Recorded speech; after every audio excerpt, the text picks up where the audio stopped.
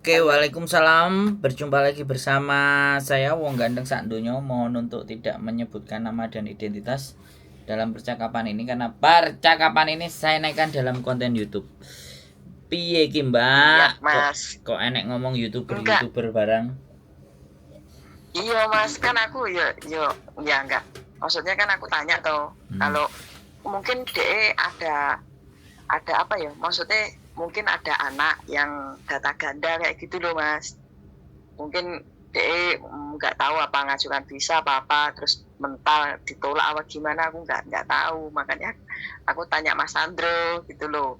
Kan Hmm. aku tahun 2022 kemarin September udah sidang gitu loh. Hmm. Udah sidang kan aku di Hongkong 7 tahun. Hmm. Nah yang kemarin itu pas waktu pergantian Savencing itu KTP itu lah itu kena aku data ganda itu dulu pernah situ gitu. Tapi Hmm. udah sidang, udah selesai katanya, udah. Terus ini aku lagi di Indo. Kemarin kan aku ngebreak, kemarin aku ngebreak pas 7 tahun itu ngebreak tahun kemarin bulan 6 itu loh Mas, aku pulang Indo. Terus ini proses awal lagi di PT gitu. Terus makanya aku kok ketar ketir, aku tanya katanya kok yang data ganda mental kayak gitu. Aku udah proses 7 bulan belum dapat majikan, ya aku pikir ya aku sabar lah gitu. Terus Hmm. yang namanya juga ya manusia Mas, ya mungkin ada khawatirnya, ada rasa apanya gitu loh. Makanya aku tanya Mas Sandro gitu loh, yang data Hmm. ganda itu Hmm. bukan proses proses dari awal di PT ini, tunggu di rumah. Hmm. Tapi sampai sekarang belum dapat majikan, ya aku ya sabar lah, mungkin ya belum rezekinya, ya aku sabar Hmm. nunggu itu udah berkali-kali interview, ya udah ada, mungkin ada udah 10 kali masuk interview. Hmm. Tapi ya belum ada yang nyantol, ya udah aku ya sabar gitu. Makanya aku yang bikin ketar-ketir itu yang data ganda itu loh Mas, soal visanya itu loh. Kan katanya kalau data ganda kan termasuk kriminal gitu. Makanya aku tanya Mas Sandro itu. Oke. Sudah. Udah Mas. Hmm. Jadi kalau sampean misalnya suatu ketika terdeteksi data ganda ya kan. Nah, selama proses sidang itu terus dari pernyataan sidang kan ada dinyatakan sampai ndak tahu atau ya sudah kekeliruan. Dari hasil sidang itu kan ada. Dari hasil sidang itu kan pasti ada surat bahwa saudara bla bla bla bla bla terbukti mempunyai data ganda, kan ada itu sebenarnya. Cuman kadang-kadang kan kita nggak teliti. Udah dipikirnya udah selesai sidang ya sudah, terus dibebaskan balik kerja lagi di tempat majikan. Tapi sebenarnya surat hasil sidang setiap apapun yang terjadi di dalam diri kita selama itu ada di Hongkong itu selalu ada rekodnya. Apalagi kalau itu mengandung urusan hukum. Nah, ini kan saya cuma ingin gambarkan ke teman-teman, jangan jangan diambil singkat dan sederhananya saja. Hasil putusan sidang itu kalau bisa minta, kan setelah selesai sidang itu biasanya kalau di Hongkong yang teman-teman nggak tahu bubar sidang ya sudah terus pulang, padahal sebenarnya bubar sidang itu bisa ke kantor yang ada sebelahnya administrasi, kemudian ditanyakan hasil sidang ini bisa nggak saya dapat dokumennya, sesuatu yang terjadi ke saya itu loh, bisa dipahami nggak mbak? Iya, iya, iya, iya, iya Ya Mas. itu yang akan jadinya nanti menjadi kunci untuk kita memahami bahwa sebenarnya status kesalahan ini tuh diputuskan oleh hakim bersalah, saya yang bersalah memaksu atau karena saya tidak tahu atau bagaimana, kan seperti itu, atau yang Iya, iya, diakui di mana, kan selalu putusan sidang itu kan ada toh mbak, bener nggak? iya, iya, iya. Secara tertulis itu kan ada. Ini sekalian sampean tanya, saya sekalian memberikan penjelasan kepada teman-teman semuanya apabila ada yang mempunyai data ganda dan nanti melakukan sidang itu jangan lupa diambil surat keputusannya. Jadi surat putusan sidang itu bisa dilampirkan di saat kita mau proses gitu. Untuk bisa ditunjukkan ke agensi, untuk ditunjukin ke majikan, biar nanti kalau ada masalah dan dia benar-benar menginginkan sampean, kan itu ada surat bantuan dari majikan. Aku tetap mau anak ini, karena sekali lagi hubungan personal antara Dadai Singsang dan CC itu lebih relatif ke hubungan personal. Jadi pemerintah itu kalau sudah majikan itu mau kita, maka dia bisa meminta surat, aku pokoknya mau orang ini gitu. Artinya kan dia sudah siap menggaransi, walaupun ada catatan atau rekod dia pernah sidang double data, ibaratnya kan kayak gitu tuh Mbak. Itu yang harus sampean pahami yang pertama. Terus yang kedua, sampean sudah proses ya kan.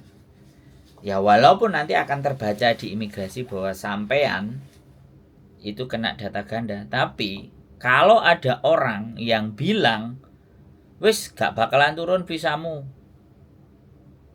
karena kamu pernah kasus kriminal, bagi saya jangan dipercaya 100%. Karena semuanya masih tergantung depend on immigration.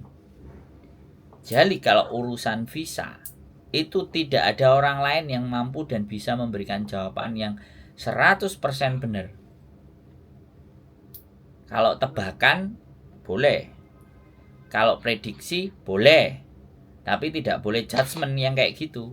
Wah kamu data ganda kamu nggak bisa. Nah itu ngelemahkan mental. Bisa dipahami nggak Mbak? Nah jadi itu saya tidak akan melakukan sesuatu yang melemahkan mental, tapi justru saya melakukan sesuatu yang dia punya kepercayaan diri dan optimis. Dan seandainya nanti tidak turun, itu kan kita belum tahu informasi dari agennya apa. Dan agennya masih mau berjuang nggak buat sampean untuk dapat di majikan tersebut. Karena sekali lagi memperjuangkan CC ke majikan itu agen berperan penting Mbak.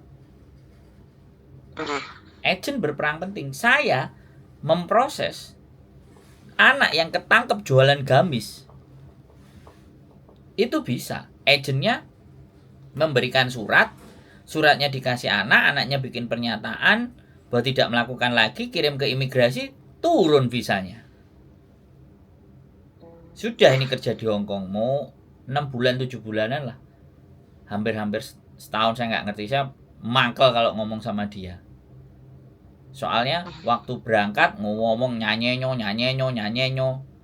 terus dia nggak ngaku kalau dia pernah jualan gamis. Akhirnya begitu bisa diproses, saya ditelepon, kamu ngasih info anak ini kena kriminal gitu. Hah? Ya dia nggak jujur, langsung tak telepon, tak maki-maki, tak bisu-bisu sekalian. Lah golek kerjaan ini ngecek ya Mbak, tolonglah kasih majikan, tolonglah kasih majikan. Seminggu itu iso nelpon sampai ping 3 Mbak. Sabar interview sih, saya bilang. Padahal saya juga nyari, ya saya tetap di konten. Nah itu pengalaman saya gitu. Jadi kalau ada berita dan info apapun yang itu urusannya visa, masih depend on immigration. Ya. Jadi tidak ada yang mutlak. Prinsipnya para backpacker seluruh dunia yang suka jalan-jalan ke luar negeri, visa itu depend on God and immigration. Jadi nggak ada orang yang bisa mengklaim selain God Gusti Allah, immigration. Nah itu immigration yang berwenang mengeluarkan visa gitu loh Mbak. Bisa dipahami nggak? Yang bisa kita lakukan ya, kalau agennya sampean membela benar-benar sampean karena majikannya itu spesial, baru dia akan berusaha untuk bisa tetap memberikan surat ke imigrasi untuk mendapatkan, dan itu harus ada tanda tangan majikan. Nggak apa-apa majikan ini tetap mau dengan anak ini lah, ya sudah, sama imigrasi udah lah, wong yang ngejeng mau kok. Bisa dipahami nggak? Yang ngejeng ini kan wong Hong Kong.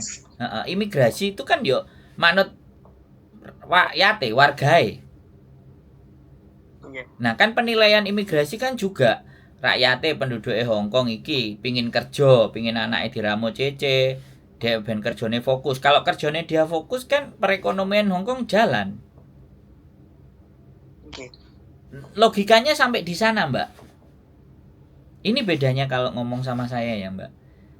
Nanyanya ngetoknya di depan pintu, tapi saya bukain pintunya lebar sekali. Jadi sampean punya pemahaman terhadap sesuatu gitu.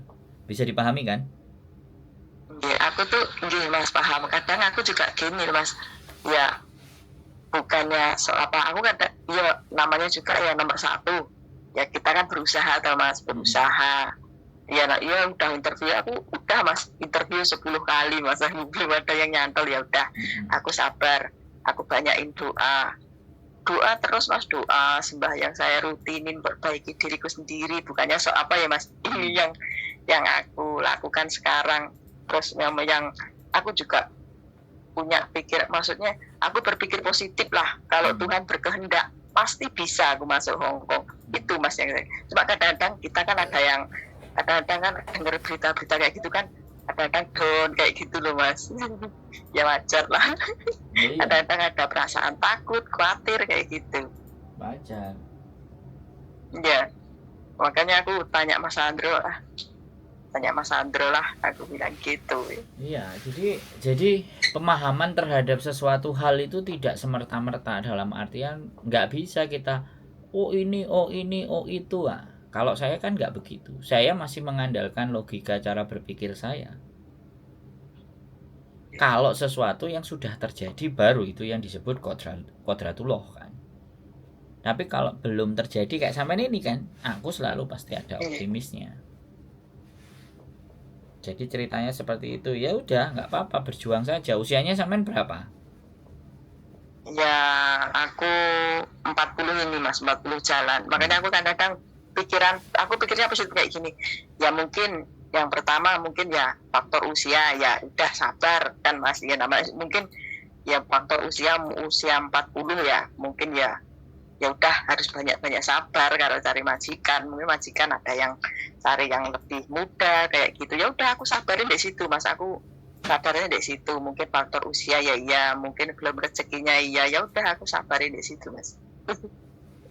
Jadi tidak hanya sabar, kadang-kadang kita harus tahu bahwa memperbaiki interview juga. Makanya kan bujuku juga kadang-kadang bikin konten yang interview juga. Bagaimana kita interview dengan majikan gitu. Kadang-kadang orang X itu lupa ketika interview sama majikan itu tidak hanya menceritakan perkenalannya saja, tapi pengalamannya di Hongkongnya itu misalnya 3 tahun, 4 tahun, 5 tahun itu ceritakan, bikin podong, kuantong, terus yip apa masakan apa yang dibikin, kalau nganterin anak itu nganterin di mana, gedein dari kecil sampai besar, nyiapin semuanya, bikin breakfastnya mereka, itu ceritakan semua. Jadi kalau diceritakan semuanya itu kan majikan oh lumayan ini. Jadi ada selain hanya faktor berdoa dan berserah diri, tapi ada faktor ikhtiarnya juga Mbak. Faktor ikhtiarnya itu kenapa kok 10 kali sampai interview gagal. Nah ini kan ya harus dievaluasi.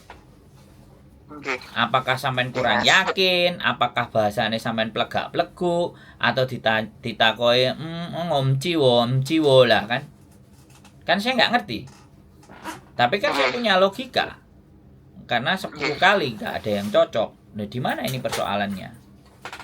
Kan seperti itu. Yang harus dievaluasi kan di situ.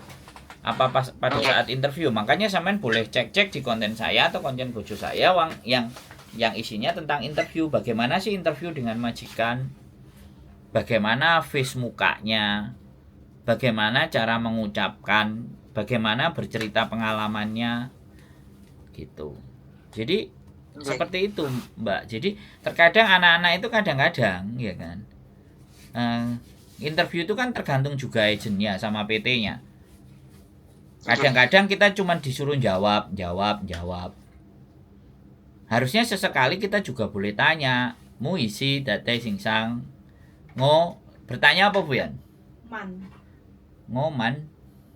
Saya mau bertanya sesuatu. Moyati Yeman. Moyati Yeman. I want to ask some question for you Sing Sang and Dadai lah nek bahasa Inggris aku iso Mbak nek Mandarin nek kantone wis turu ae ngumsik deng. Ngumsik kong. Jadi kayak gitu Mbak. I want to ask some question to you sir and ma'am. May I ditambahi ngarepe may I gitu loh. Jadi bolehkah saya bertanya gitu loh. May I some question for you sir and ma'am. Oke. What do you want to know? Kan kayak gitu. Jadi kan timbul komunikasi. Nah, itu juga penting, Mbak, untuk dievaluasi. Jadi kegagalan teman-teman dalam saat interview itu apakah kakean meleh, apa pas diajak omong-omongan gak ngerti, ya kan kayak gitu. Berapa tahun aku?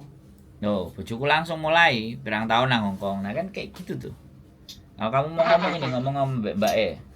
姐姐，你之前喺香港幾多年啊？7年啊？7年有幾多個僱主啊？7年有一個僱主啊。之前工作係照顧咩啊？照顧老人家，照顧婆婆公公。公公婆婆健康啊，定係有啲病啊？公公有健康，婆婆唔健康噶，佢行唔到，乜嘢都做唔到。使唔使換片嗰啲啊？要啊，要換片啊，幫佢沖涼啦，餵嘢食嗰啲啊。佢唔識講。唔識講？係啊。講唔到嘢啊？係啊。咁做咩你又7年翻人嚟嘅？婆婆都走咗啦。跟住咧唔需要工人啊？係啊，嗰啲公公最有健康噶，有嗰啲小姐咯，佢自己照顧啊，佢自己湊噶。咁你幾時翻印尼啊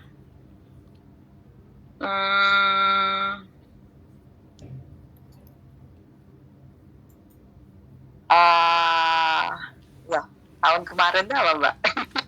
上年2023年。tahun kemarin bulan Juni.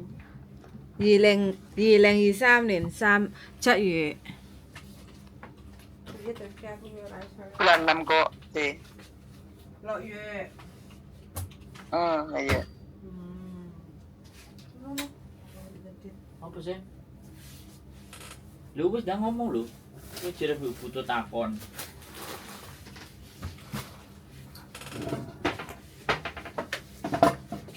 Halo, Mbak. Nggih, Mas. Nggih, Mas. Wis ah. Kowe wis tak takon? Wis seru wis. Udah, Mbak. Ya, nek bagian takon kan dhek sing takok pengalaman sembarang kalir. Nek aku kan bagian ngonten. Aku bagian wong sing mumet-mumet ndase. Iya, Mas. Iya. Sing mumet-mumet ndase. Nek sing mumet-mumet budreg ora ngerti kate lapo kudu piye lah iku bagianku. Tapi nek bagiane bojoku wis ngomong iku golek majikan, ketemu majikan. Nah, iku bagiane dhek. Jadi seperti itu Mbak ya, makanya. Jadi interview itu harus diperbaiki. Diskusi, ben sampean oke dapat rezeki di Hongkong. Amin. Ada lagi yang kira-kira mau ditanyakan ke saya? Boten Mas, niku mawon. Nggih, makasih. Aman ya. Atas waktu nih Mas. Siap. Nggih, Assalamualaikum. Waalaikumsalam warahmatullahi wabarakatuh.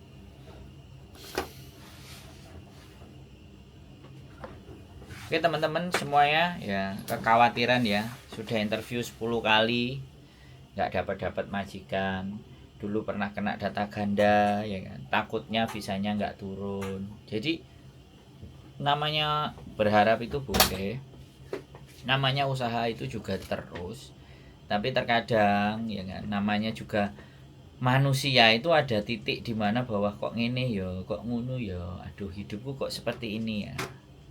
Manusia juga ada pada titik di situ. Kok wangi ya Bune? Biasanya tak wangi blas ya, membomba. Jadi buat teman-teman semuanya, apapun yang akan terjadi di depan, kita tidak perlu terlalu takut, tidak perlu khawatir yang berlebihan. Yang penting percaya diri, dijalani dan terus menggali pengetahuan. Terus belajar lagi. Kira-kira apa ya salahnya? Kira-kira di mana ya kelirunya? Jadi kalau kita menjadi manusia yang terus seperti itu, maka kita akan terus memperbaiki diri. Dan orang-orang yang terus memperbaiki diri itu, itulah manusia-manusia yang bertumbuh dan berkembang pada semestinya. Jadi bukan orang-orang yang selalu alah udah kayak gini ya trimo ae. Iki apa jenenge kersane Gusti Allah.